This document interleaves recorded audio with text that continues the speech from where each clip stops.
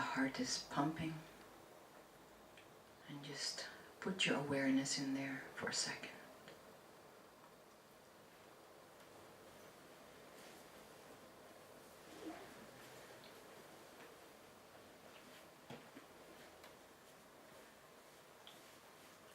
Take a deep breath in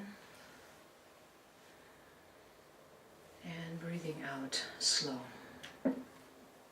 One more time, breathing in and out. One more time, breathing in and out. And now let's set our motivation for today's class and make clear the reason or the purpose why you're here today.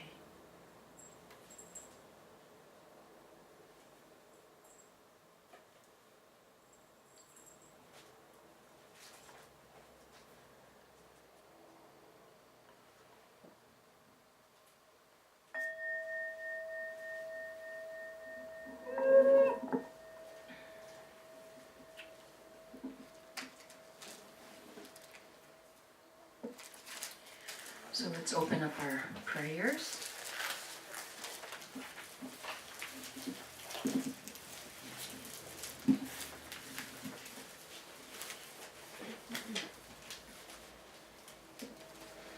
And let's start on page 1.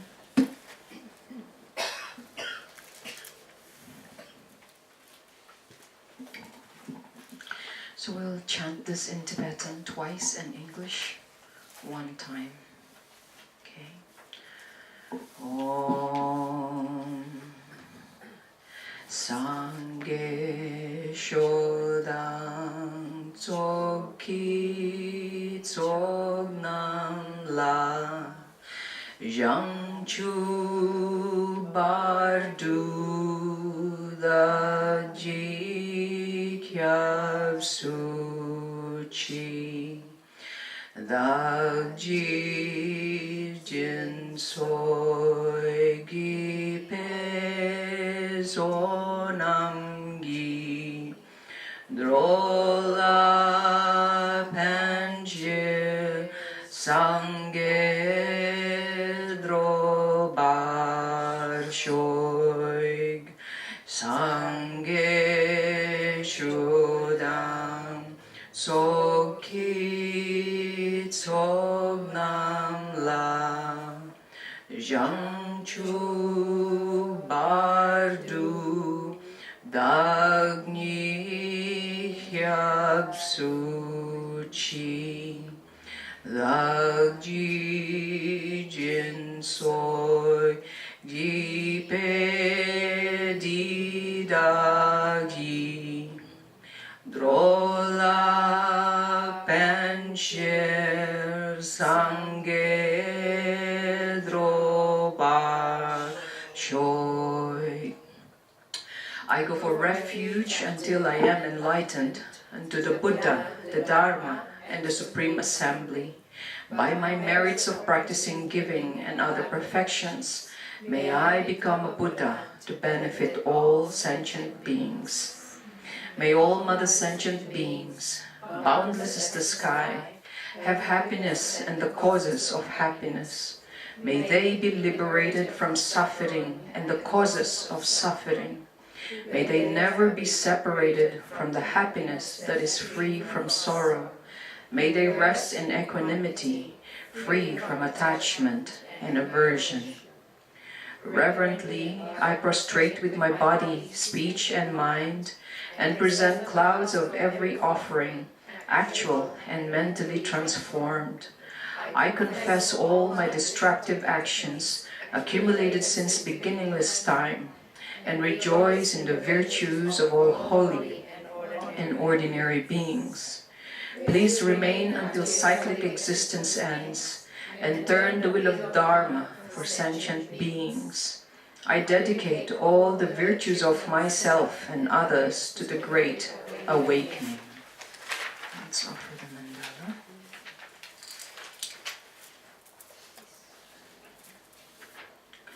This ground, anointed with perfume, flowers strewn, Mount Meru, four lands, sun and the moon, imagined as a Buddha land and offered to you. May all beings enjoy this pure land. The objects of attachments, aversion and ignorance, friends, enemies and strangers, my body, wealth and enjoyments, I offer these without any sense of loss. Please accept them with pleasure and inspire me and others to be free from the three poisonous attitudes. Idam Guru Ratnamanjalakani Atayami.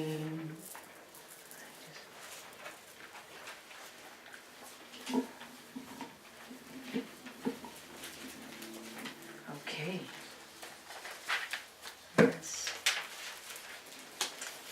So, everybody, okay? Amazing lunch, as always. Yeah, all right. Perhaps other people may still come, so maybe you just direct them to where they could find their chair. So we have been talking about bodhicitta, right? Which is the essence of all the collections of the teachings of the Buddha. But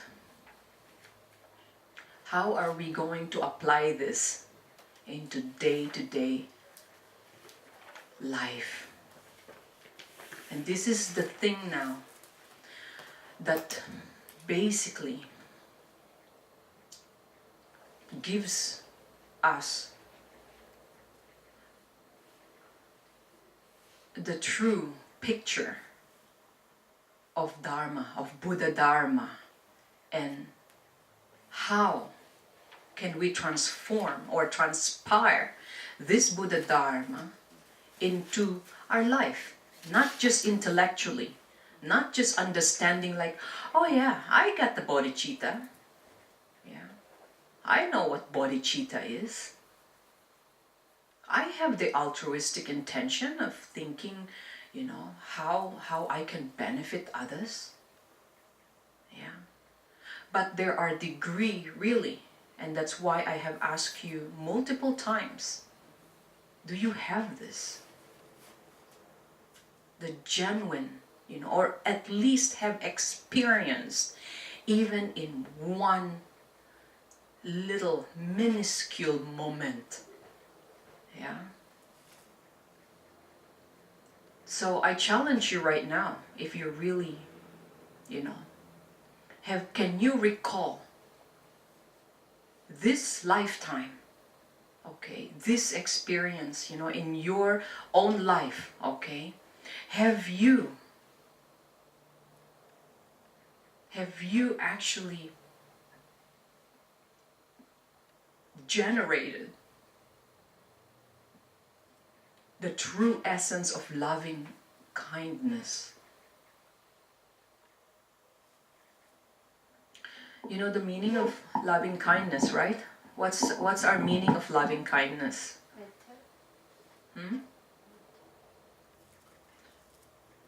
Remember, there's two kinds. Yeah, metta. But what's metta means? How did you know that you have done loving kindness to at least one being?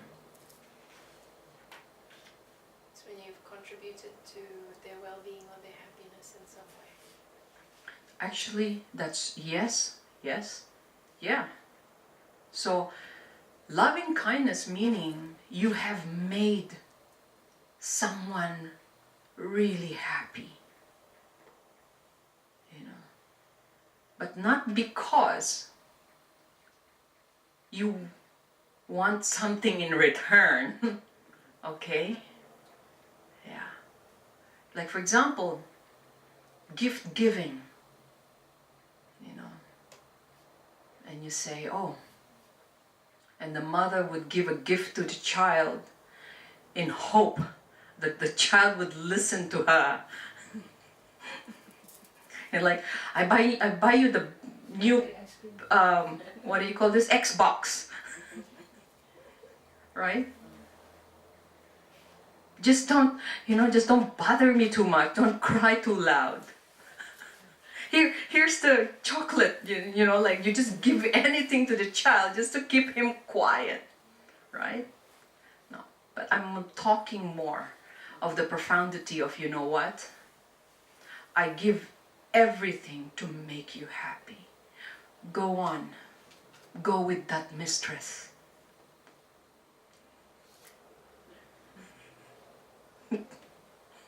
Why are you grinning?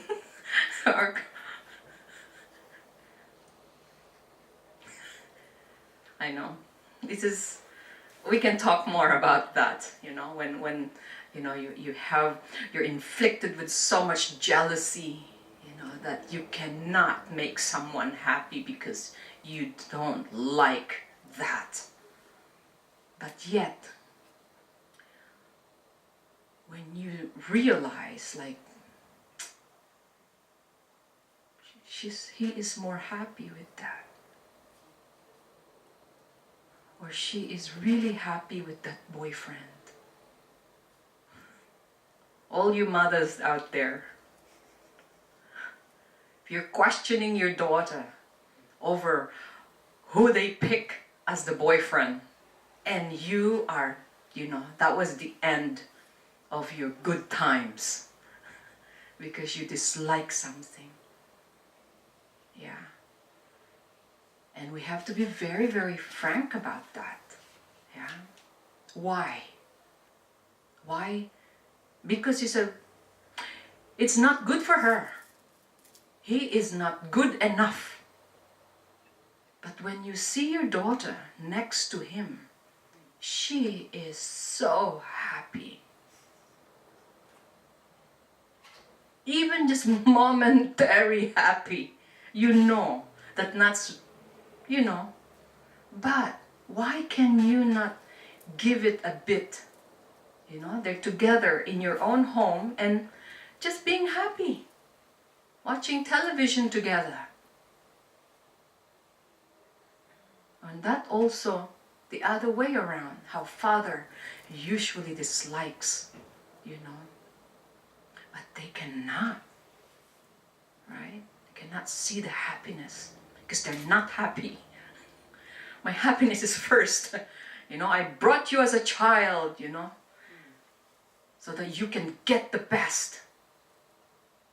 But it's not working. And you ask why. And you said, I love you very much, but you cannot go with him or with her. I'm like, what? The child then confused. I thought you loved me. Yeah? This is very common for us. And in every culture, doesn't matter whether you're, what religion and what belief you're in. So this loving kindness is definitely universal. Okay? It has nothing to do with Buddhism. Okay? Yeah, we have difficulty seeing someone happy, or we sacrifice, or, the word sacrifices should not even be used, but, we forget about the importance of the subject matter. We give it, like, okay, take it, have a great time. When you give someone a key to the car, and your daughter's like, Dad, can I buy you a car? And the father's already thinking, you're gonna scratch the car, you're gonna have an accident. Yeah, that's very, very hard. Yeah, but really, give it a chance, right? Of saying that's the profundity and genuineness of loving kindness when your agenda is no longer the number one on top. The agenda becomes the agenda of the other person. That is loving kindness. Yeah. It's like you offer your seat to someone. Really, genuinely offer the seat. Not because, oh, I would look like a hero here if I give my chair. So, here you go, madam, sit. And let me take your cane. Wow, it's like Hollywood, you know? And because someone's watching. Those. You may have some merit out of that, right? Because you really help someone. But the motivation is not as genuine as it should be. Like, remember? When we do the love and kindness is supposed to be without any monitorship, no supervisor, no one saying, aha, I'm up here, I'm watching you. This is self, this is you and your mind alone, you know. This is actually the truth. Only you know. And what is compassion?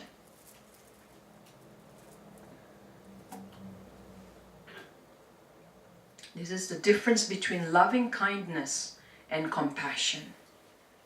Yeah. So compassion, the true meaning of compassion is thinking and experiencing the suffering of the other person. So for example, let me give you an example right now. You see a guy riding a motorcycle on the motorway. And then you see it right in your very eyes. He crashed. And he just, you know, his body just like, you know, like a mop. You know the mop meeting the floor of the highway, and you scrub him bzz, like that. I'd like you to think about how do you react with that, right?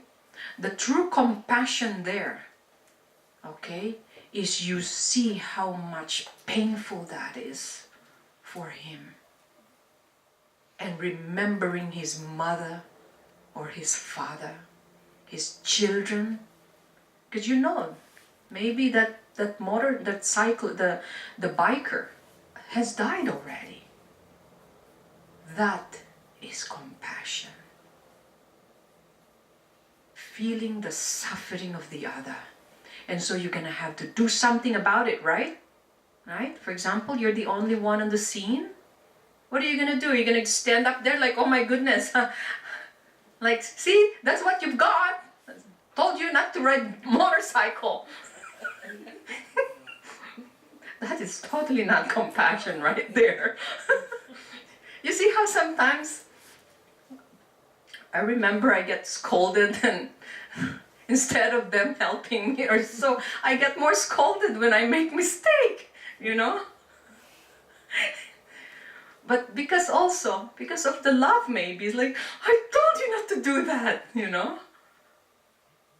But when you say, you get out of your car, you know, and you're just so brave that like, you know, I'm gonna save this man, whatever is left with him, you know, or at least I'm gonna go there and tell him, you know, when he is passing, you just say, I'm here, I'm here. That is compassion.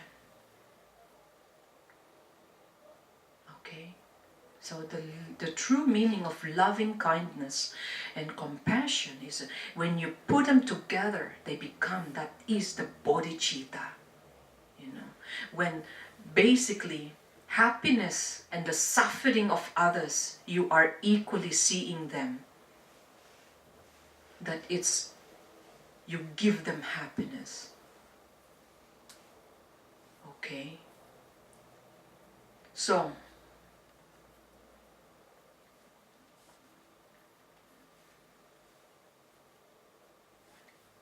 question is, wow, we can do all that in the mind, you know, like I'm having my mental gymnastics right now. I can do bodhicitta.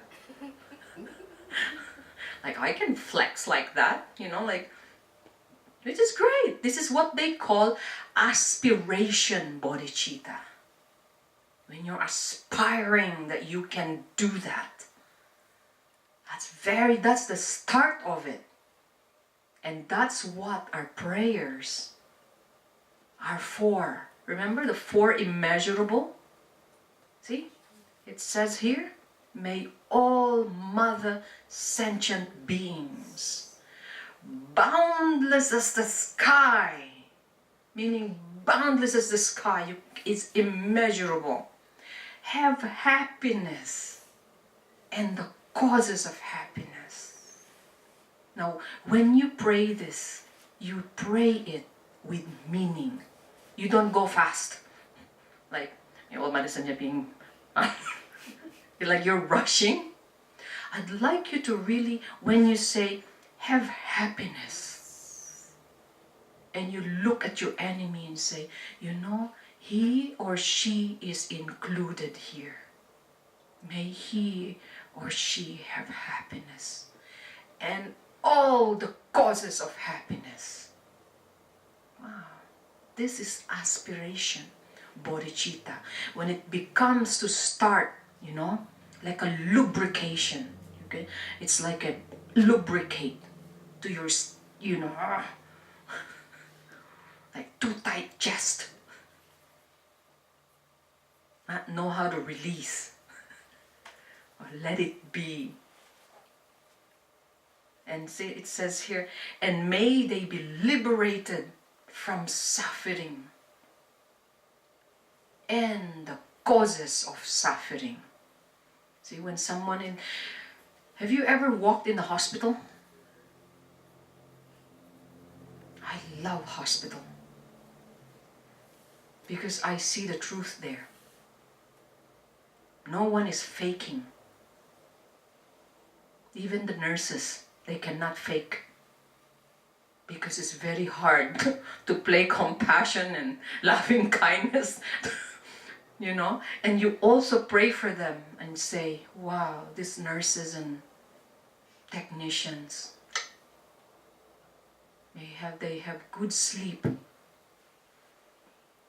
See, when you go to places like this, you can practice bodhicitta. Because imagine if all the nurses and doctors don't go to the hospital, just for maybe 3 hours. What's going to happen? When they go on strike,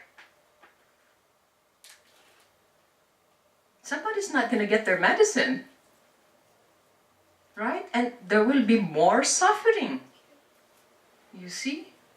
So we'll see all these actions. I'm just talking about one establishment, which is the hospital. What about the bank? Right? What about school? And car dealerships. We can make do without that. Yeah, but someone's dying to have a car. That's okay, just luxury. Right? But I know, but to them it's not. Okay? Yeah.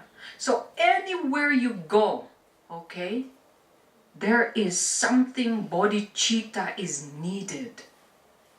Tell me a place that bodhicitta is not needed. Okay? I'd like you to think because, maybe you are only thinking, oh, bodhicitta can only be practiced with something really nice, like, I'm nurse, doctor, vet, or police. Oh, maybe police is not even practicing bodhicitta, but they do. They don't know it though. Yeah? I guess the hardest place would be in prison. You think so? I don't know. I in my mind. Actually, bodhicitta is really needed there. But there are some bodhisattvas there. tell you something that was quite interesting. That's going back probably about 12 years now. There was an elderly man that the doctors had been trying very hard to help. And he was a victim of a holocaust. Yeah. Very, very intelligent elderly man. And that was the last time he's coming before he's going away. And he gave the doctor a hug and he said, "Thank you so much for trying to make me smile." And it took us all back because it was so important to him to be able to smile. Yeah, because they He can't. never think of it. Right. Yeah, like someone who is in misery all the time cannot see any joy. Yeah. It was So, yeah. Well, you know, that person, there are millions of that happening all the time. He was very intelligent, rich person. Yeah. But still, yeah. So, yeah. Bodhicitta, by the way, is priceless. Okay. You cannot buy bodhicitta. Why? Why we cannot buy bodhicitta? Because it's priceless. No one can buy that. If you can buy bodhicitta, it is not bodhicitta. Like, well, I'd like you to be nice. I'll pay you $1,000. Yeah? And you are so nice. You just got bought, right? Of being nice, and it helps, but it is not genuine. Okay? Alright, so my point is, our practice from this point on is developing this. And it has nothing to do, okay? It has nothing to do about religion. Okay? This is universal practice. Regardless, you know, where you're from, what your background, what your lifestyle, if you have bodhicitta, no one would say, "Oh, what's your belief?" You know, immediately you are like a jewel in the eyes of others. You're treasurable. They don't really, you know, that bodhicitta actually cannot even equally defined into any word. But you know, when someone wanting to say thank you to you, they cannot. The word thank you is not enough. Because again, bodhicitta is priceless. You cannot put amount to it. It's immeasurable. Okay? So,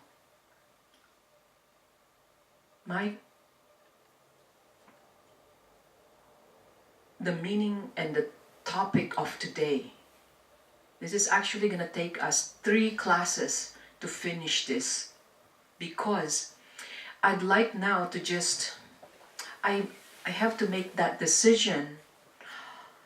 We have been a little bit scholarly in the past weeks, you know, like learn this, right? Yeah. 4 of that, 4 of this, 6, 10, you know. This is the Buddha's teachings, you know. You're talking about, you know, 18 qualities, 12 deeds, you know, 4. It's like, oh my goodness, it's too many. Because it's that. Okay, this is how detailed the teachings of the Buddha. So now, you understood, right? We have already you understood the 4 the preliminaries, the foundation.